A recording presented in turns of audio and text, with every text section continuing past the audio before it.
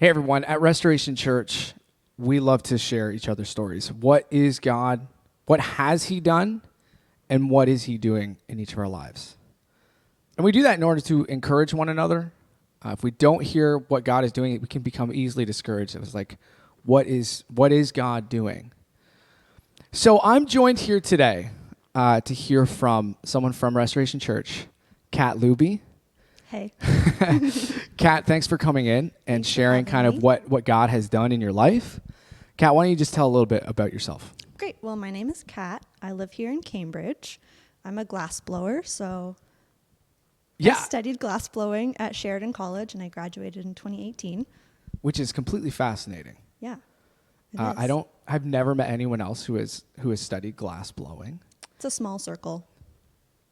Like I don't think before knowing you I had any concept of what glass blowing even is. Obviously, it's the form of art and it's beautiful. And now I've been able to, I've seen the Netflix documentaries and stuff like that, and it's amazing what can be done. So tell us a little bit about that, and how did you even get into glass blowing?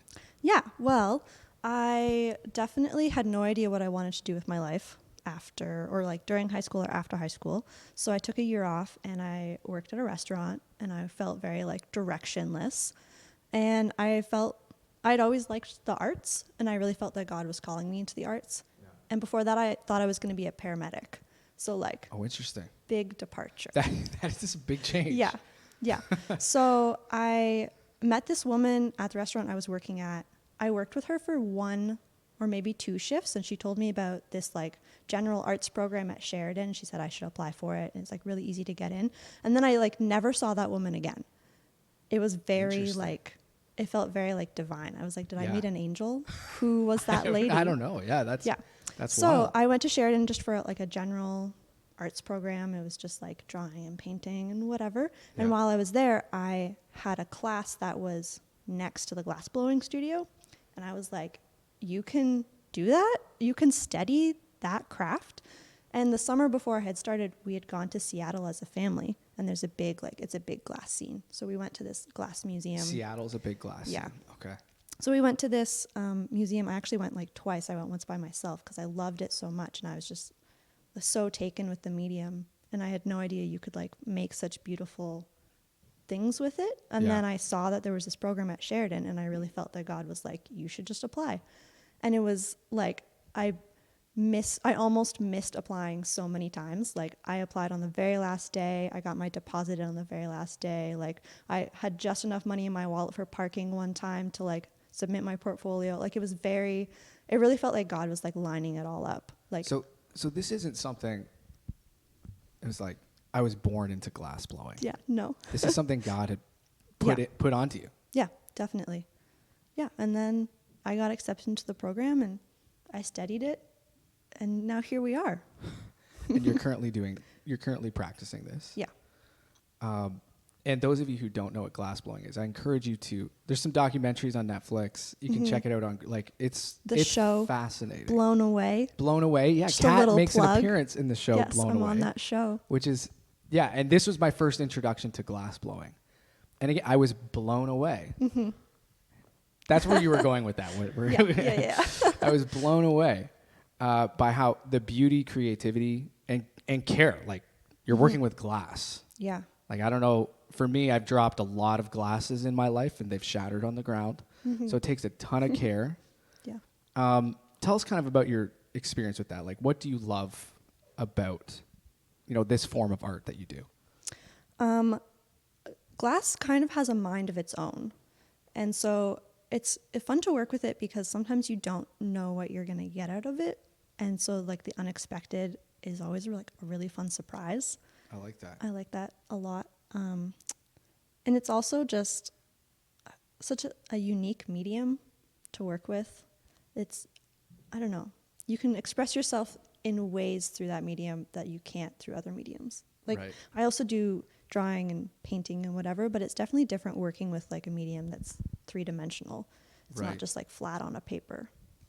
Yeah, that is fascinating. Mm-hmm. I have such appreciation for artists like you. And I feel we haven't done enough as churches, and you being a part of Restoration Church, to emphasize the medium of art in order to bring glory and worship of God. Could you kind of just speak on that a little bit? Because Yeah. you as a Christian, as an artist, kind of what's your experience in that, and how does that help you worship God? Yeah. Well, I think that the act of creation is a beautiful form of worship. I mean, that's one of the first things that God did was like create the Yeah. world. So I think I think that you're close to the divine when you're creating. I also think that everyone is a creator, and when I say that, people are like, oh, I'm not creative, I'm not an artist. Well, like, maybe not traditionally, but maybe you're really, really good at cooking, or Sure. maybe you know how to like put a really great outfit together. Or I think all of those things are an act of creativity, and I think that everyone possesses some form of that. Yeah. Yeah, and I think just using it is just a beautiful act of worship, of using the gifts that God gave you. Yeah, that's really cool and encouraging. Mm-hmm.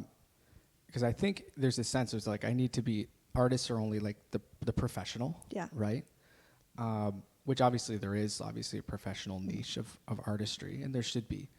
And the fact that just your own creativity, the beauty that you can create with your own hands is a reflection of God is really cool. Yeah.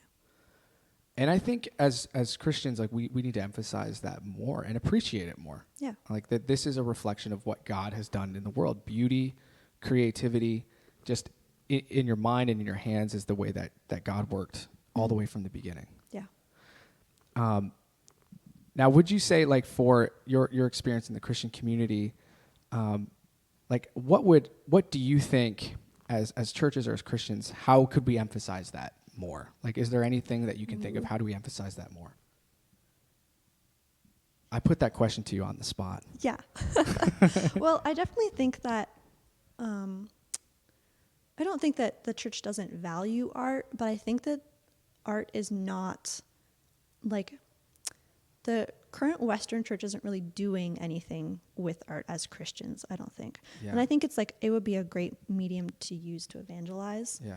Even I have I forget who said it, but there's that quote that's like, the Christian shoemaker doesn't make himself known that he's a Christian by putting crosses on his shoes, but by making a good quality shoe. Wow. And I just think that like you can make good quality art, and through that you can like show your integrity and like your faith and like why you're doing it. Yeah. And it would be a great medium to evangelize to people, and being like, well, I create because it's like honoring the original creator. Yeah. Yeah. Did that answer your question? No, I did. I think that's amazing. And also, I think we as Christians should support one another. Mm-hmm. Those who are Christian artists Yeah. in this scene, where it is shining a light on our faith, not just here's what I can do, here's what God has done from the Yeah. very beginning through us. And so, I do think like we need to support one another in that. So. Yeah. And so thank you so much, Kat, for coming in and sharing your story. Thanks for and having kind of me. the gifts that God has given you. Yeah. And all kind of shining a light through glass Yeah. to the heart and creativity of our Creator God. Yeah. Awesome. Thanks. Thanks, guys.